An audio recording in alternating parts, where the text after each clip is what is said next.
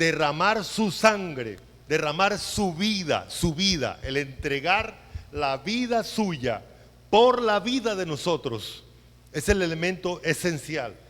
Eso era lo que en el Antiguo Testamento se ilustraba tomando a un cordero o a un animal y matándolo, derramando su sangre, y esa sangre era para recordarnos que el Cordero de Dios iba a venir a derramar la sangre con la cual íbamos a ser limpiados de nuestros pecados.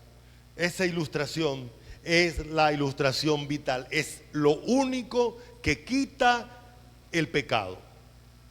Me acuerdo mucho de esta expresión que hace muchos años leí en una calcomanía: si la sangre de Jesucristo no acaba con tu pecado, el pecado acabará contigo. Si la sangre de Jesucristo no acaba con tu pecado, el pecado acabará contigo. No hay más cosa cierta que esa. Es lo que hace que las personas vayan a un lugar de condenación, a un lugar de desperdicio, donde ya no tienen ninguna alternativa, porque ya no aceptaron el sacrificio que Jesús hizo por su pecado. Entonces, la comunión de la sangre de Cristo.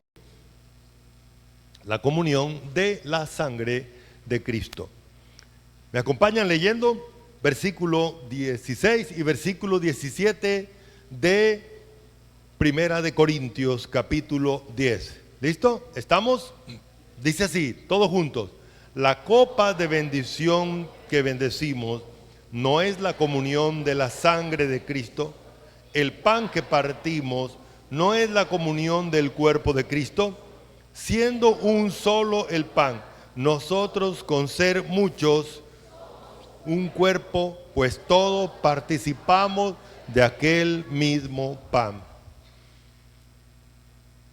La cena entonces es una comida conmemorativa, es un banquete conmemorativo. Y en la cena, cuando el Señor Jesús la estableció, Él utilizó unos recursos pedagógicos para enseñarnos la verdad, como era normal, las parábolas y todas esas cosas que utilizaba el Señor para enseñarnos un elemento o un concepto importante. El concepto es lo más importante.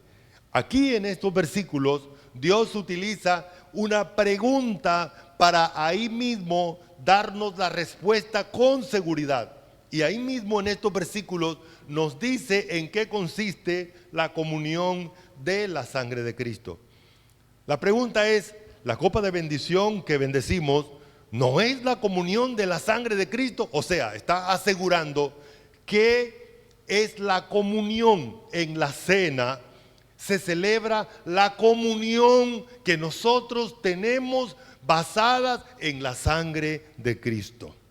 Esa es la enseñanza, Ahora, ¿qué es la comunión? Pregúntele al texto, y el texto, el versículo 17, nos va a decir en qué consiste la comunión. Dice: pues todos participamos de aquel mismo. O sea, todos participamos de esa misma sangre.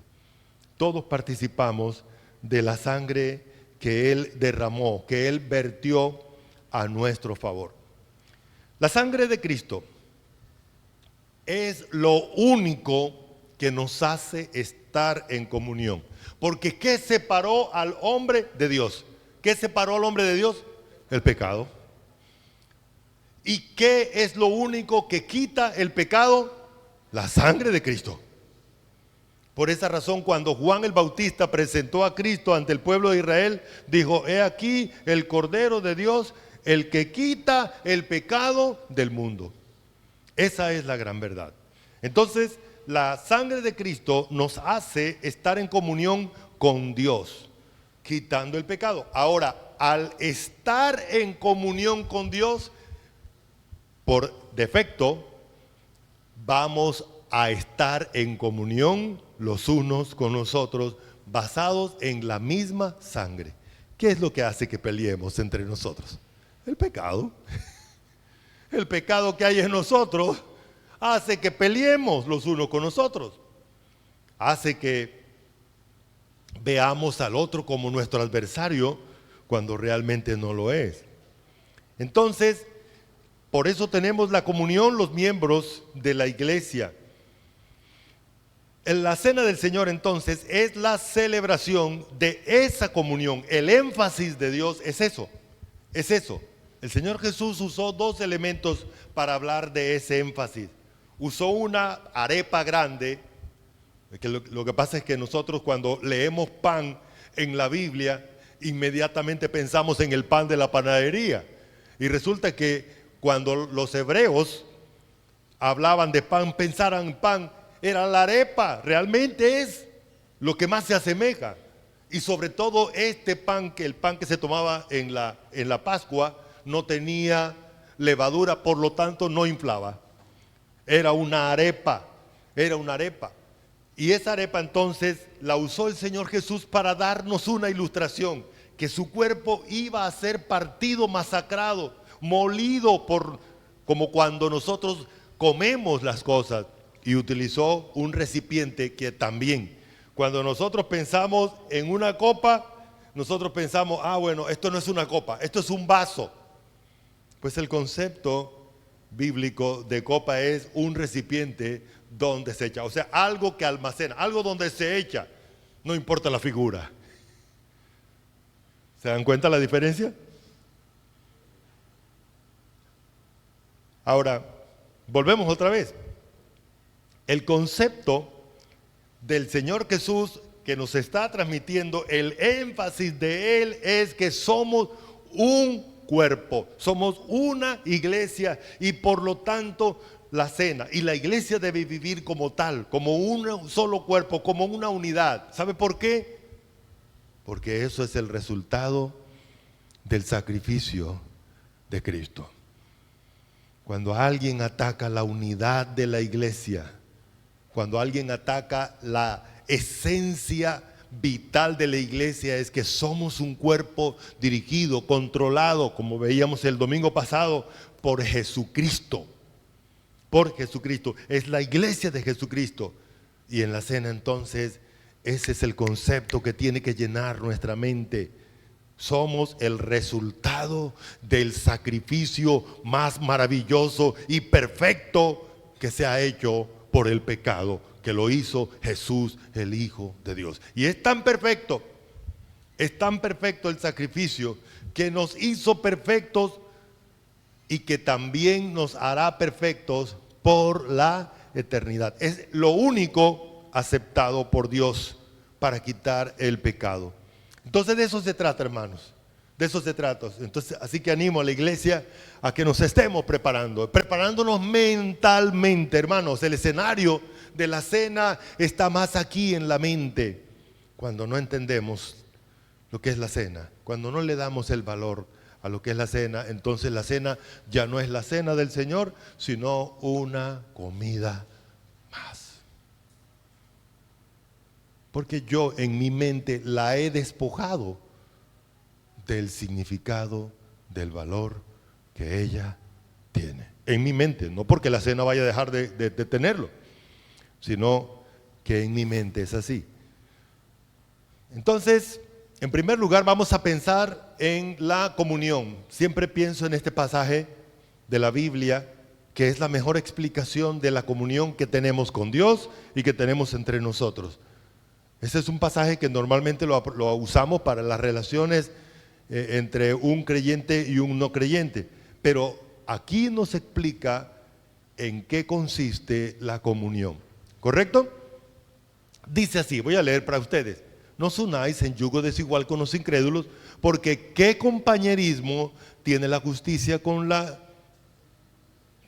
justicia con la injusticia, y qué comunión la luz con las tinieblas, y qué concordia Cristo con Belial. ¿O qué parte el creyente con el incrédulo? ¿Y qué acuerdo hay entre el templo de Dios y los ídolos? Porque vosotros sois el templo del Dios viviente, como Dios dijo, habitaré y andaré entre ellos y seré su Dios y ellos serán mi pueblo. Aquí se nos define, se nos describe la comunión con Dios y la comunión con los creyentes, unos con otros, la comunión con la iglesia. Eso es.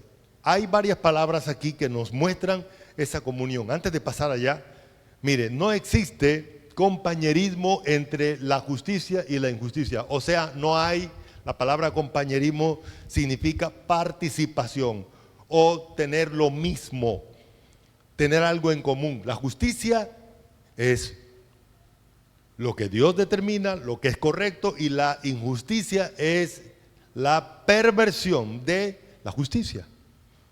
La perversión de la justicia es la alteración de la justicia. Entonces, aquí tenemos otro ejemplo. ¿Qué comunión hay entre la luz y las tinieblas? Mire, o hay luz o hay tinieblas. No hay dos opciones. O hay luz o hay tinieblas. No puede haber, no sé si ustedes recuerdan un signo, el yin yang, es un círculo, y en ese círculo está dividido blanco y negro. Y en la parte blanca, entonces hay también un pequeño punto negro.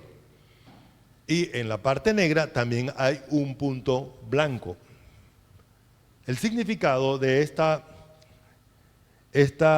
mentalidad o esta doctrina es que aún lo malo tiene cosas buenas. Por esa razón vemos películas donde el dragón, que es una figura para el diablo, entonces encontramos un dragón bueno. O sea, hay diablos buenos. Entonces no, miren, me dicen a mí, ahí en la cuadra, no, mire, es que este tiene mal de ojo, este niño tiene mal de ojo, y hay que buscar a los demonios para que los demonios que son buenos, entonces le quiten el mal de ojo. Pero cuando vamos a la Biblia, Dios dice que ellos son malos y que no hay manera de que haya algo de bondad o algo bueno en ellos, ni en Satanás, ni en sus demonios, y también en el hombre que no tiene a Dios. Y es imposible que Dios tenga una mancha de maldad, porque su santidad, su justicia, su verdad, su carácter no se lo permite. Dios no puede mentir, porque su esencia divina no le permite a Dios actuar mal. Él no hace pecado. ¿Sí estamos? Ahora, dice aquí, ¿qué comunión hay entre la luz y las tinieblas? Ninguna. Bueno, vamos a mirar la siguiente. La comunión entonces entre nosotros es porque hay compañerismo. Ese compañerismo lo estableció la sangre de Cristo. ¿Qué significa eso? Tenemos lo mismo. La misma sangre que te quitó el pecado a ti, me quitó el pecado a mí. Si es eficiente para ti, también la limpieza de Cristo, de su sangre, también es suficiente para mí. ¿Sí estamos? Es igual para nosotros. El mismo Señor que es tuyo es mi Señor. Cuando Dios te limpió con su sangre, Él te unió a Cristo. Él te unió, como lo vamos a ver ahora, a su Padre. Es lo mismo que pasó conmigo. ¿Sí estamos? Tenemos eso en común, y por esa razón, esa es la celebración de que tenemos compañerismo. Ahora, tenemos compañerismo y comunión con Dios y con Cristo, con el Espíritu Santo, porque Cristo Jesús con su sangre lo hizo. Otro elemento, comunión. Bueno, este es un sinónimo de lo anterior, tener lo mismo en común, ser partícipe de lo mismo, común y unión. Concordia es que podemos sonar juntos como una banda musical. El uno tiene una nota, el otro tiene otra nota, pero hay armonía, concordia. Podemos tener una melodía única. Esa es la idea, que hay unidad entre nosotros. ¿Quién logró esa unidad? Cristo Jesús. Hay unidad con Dios. Ahora Jesús nos unió con Dios. ¿Quién logró eso? La sangre de Cristo. La muerte de Cristo fue algo excepcional, fue algo único. De hecho, Jesús no pudo hacer todo el proceso si hubiese sido un hombre normal. Mire, Jesús fue encarcelado en la noche. Luego comenzaron a azotar, le pusieron una corona de espinas y le golpeaban las espinas para que las espinas se incrustaran en su cabeza. ¿Y qué salía ahí? Sangre. Luego lo pasaron a los soldados romanos, lo pasaron por un lugar donde le dieron látigo. Los látigos de los romanos eran especiales, eran para desgarrar la piel. Cada vez que le caía un látigo era como una garra que se incrustaba en su cuerpo, y al jalarlo se traía parte de su carne, Era algo bestial. Cuando Mel Gibson hizo una película, La Pasión de Jesús, de Cristo, muchas religiones criticaron a Jesús, a Mel, por haber hecho algo, pero este hombre hizo una investigación de cómo eran los látigos y cómo era el proceso que trataban a un reo los romanos, y por esa razón hicieron este tipo de película. No hay otra cosa más cerca al concepto de lo que realmente pasó allá. Por esa película muestra ese patio donde lo latigaron, lleno de sangre. Y después de allí, tiene que pararse a llevar una cruz que casi no pudo. ¿Sí recuerdan? Que José de Arimatea tuvo que llevar. Y no era una crucecita como, no, pero cualquiera se pone un crucifijo aquí en el pecho. No, eran 2 palos bien pesados, atravesados, porque en esos palos él iba a ser colgado. Y después allá unos clavos enormes atraviesan sus manos, por acá, por aquí, por acá, y sus pies. Horrible. Y cuando ya el soldado se dio cuenta, ya Jesús no tenía más, ya no estaba botando más sangre. Había por aquí en su estómago una cantidad de sangre acumulada, y la lanza atravesó esa parte y salió agua y sangre. Agua porque el cuerpo, cuando es torturado, se inflama y se acumula mucho líquido, y eso fue lo que salió. Estamos frente al sacrificio que hizo posible nuestra comunión con Dios. Dice Apocalipsis 5:9, cantaban un nuevo cántico diciendo: digno eres de tomar el libro, de abrir sus sellos, porque tú fuiste inmolado. Con tu sangre nos has redimido para Dios de todo linaje, de todo pueblo, de toda nación. Si no le gusta esto, me perdonará, pero ya en el momento de creer, usted perdió la nacionalidad que tanto defiende. Y ahora Jesús le dio una nueva, porque Dios nos ha rescatado de esta humanidad, nos ha redimido con su sangre y nos ha dado un nuevo linaje, una nueva raza, la raza de todos aquellos que aceptamos el sacrificio de Jesús por medio de su sangre. Con la sangre de Jesús tenemos entrada al lugar santísimo. Este pasaje de Hebreos dice: así que, hermanos, teniendo libertad para entrar en el lugar santísimo por la sangre de Jesucristo, por el camino nuevo y vivo que Él nos abrió a través del velo, esto es, de su propia carne, de su propio cuerpo. Bueno, cuando leemos eso así, no entendemos, pero en el Antiguo Testamento el tabernáculo estaba dividido en tres partes: el patio donde todo el mundo podía entrar, todos los judíos podían entrar; el lugar santísimo, el lugar santo, donde entraban continuamente los sacerdotes para ofrecer los sacrificios; y el lugar santísimo, donde solo podía entrar el sumo sacerdote una sola vez al año para llevar la ofrenda del pueblo y su propia ofrenda. Una sola vez al año. Y ahora Dios nos dice, ese lugarcito ahí es solo la ilustración del verdadero tabernáculo celestial. Y Jesús entró con su propia sangre, con su propio cuerpo maltratado.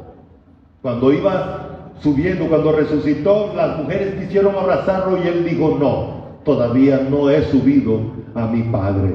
Pues subió a llevar su cuerpo al lugar santísimo celestial para que también nosotros podamos entrar allí. Y cada vez que oramos y cada vez que le decimos Padre, tenemos la convicción de que ingresamos al lugar santísimo a ofrecerle nuestra adoración, a ofrecerle nuestras súplicas. ¿Y todo eso por qué? Porque Jesús con su sangre lo hizo. Jesús con su sangre lo hizo. Por eso el capítulo 4, versículo 16 dice: acerquémonos al trono de la gracia. ¿Para qué? Para hallar gracia, misericordia y el oportuno socorro que necesitamos en el momento preciso. Y eso es lo que hacemos cuando oramos a nuestro Dios. Así que, hermanos, eso es lo que Dios hizo por su sangre. Y por último, tenemos el acercamiento a Dios. El pecado nos distanció de Dios. El pecado nos separó de Dios. La sangre de Jesucristo nos acerca otra vez a Él. Y eso es lo que nos dice allí Efesios capítulo 2, versículo 12. En aquel tiempo estábamos sin Cristo. Estábamos alejados de la ciudadanía de Israel. Estábamos ajenos a los pactos de la promesa. No teníamos esperanza y no teníamos a Dios. Pero el versículo 13 dice: pero ahora en Cristo Jesús, vosotros que en otro tiempo estabais lejos, habéis sido hechos cercanos por la sangre de Cristo. Amén. Por la sangre de Cristo. ¿Ya estamos, hermanos, conectados con la idea? Cuando dice el versículo: ¿acaso la cena, el pan que partimos, o la cena como tal, acaso no es la comunión en la sangre de Cristo? Eso es lo que celebramos. Eso es lo que vamos a reunirnos el sábado para disfrutar de esto. Bueno, hay algo más allí. También tenemos herencia, porque como somos hijos de Dios, tenemos herencia. Dice en Colosenses 1:12: con gozo dando gracias al Padre que nos hizo aptos para participar de la herencia de los santos en luz, el cual nos ha librado de la potestad de las tinieblas y nos ha trasladado al reino de su amado Hijo, en quien tenemos redención por su sangre y el perdón de pecados. No solamente hemos sido perdonados, hemos sido limpiados, sino que por la sangre de Cristo también tenemos la herencia celestial. Aquí en la tierra no tenemos nada. De hecho, todo esto es pasajero. Lo glorioso para nosotros es que tenemos una herencia que nos está esperando allá arriba. Como dice Primera de Pedro, dice que una herencia incorruptible, una herencia que no se corrompe, que no se destruye, que no se mancha, inmarcesible, una herencia reservada en los cielos para nosotros. Y mientras estamos en el trayecto para llegar allá, somos guardados por el poder de Dios. Eso es lo glorioso. La Cena del Señor es la celebración entonces de nuestra victoria sobre aquello que nos había separado de Dios, que nos había condenado y que nos había destinado a estar lejos de Él para siempre, en un lugar horrible. Ahora tenemos victoria sobre ese pecado por medio de la sangre de Cristo. La Cena del Señor nos recuerda o conmemora el derramamiento de su sangre para obtener redención, justificación y el perdón divino por su gracia. La cena entonces nos hace vivencial y recordatoria nuestra comunión espiritual en la sangre de Cristo. Hermanos, valoremos cada día esa comunión. No existe otro cuerpo, otro grupo, otro pueblo de Dios privilegiado excepto la iglesia. O la iglesia o el mundo. Las religiones pertenecen al mundo, la iglesia es del Señor Jesucristo. Que la honra, la gloria sea para Él. Quiero pedirles que me acompañen en oración, de pie, dándole gracias al Señor por ese privilegio de poder tener comunión con Él por medio de su sangre. Oh Señor, queremos darte gracias, muchas gracias, porque mandaste a tu Hijo a morir, a hacerse hombre, a derramar su vida, a derramar su sangre por nuestros pecados, Señor, para darnos comunión contigo, comunión de hermanos como miembros de la iglesia verdadera, del cuerpo de Jesucristo, para darnos también acceso a ti, Señor, por tu gracia, por tu misericordia. Gracias porque sabemos que estás oyendo esta oración, Señor, nuestro culto a ti, a pesar de que estás allí sentado en el tercer cielo, en tu trono celestial, pero también estás llenando todo el infinito universo con tu presencia. Y por ello recibes la adoración, recibes el reconocimiento, Señor. Esta mañana queremos agradecer por el enorme valor de la sangre de tu Hijo, para quitarnos la culpa, el pecado, para redimirnos y para hacernos lo que somos hoy y seremos para siempre, tu iglesia amada. Gracias, Señor. Te pedimos, Señor, en esta mañana también por nuestros hermanos que están enfermos. Hay varios hermanos enfermos y queremos rogar por ellos, Señor, afectados por la virosis que en el momento está pasando, otros por algunas otras situaciones. Pedimos, Señor, que nos animes. Y aún esta semana que viene de preparación para lo que tú nos ordenaste, Señor, para darle cumplimiento a ello, te pedimos que nos dirijas en todo. En Cristo Jesús. Amén. Gracias, hermano. ¿Pueden sentarse?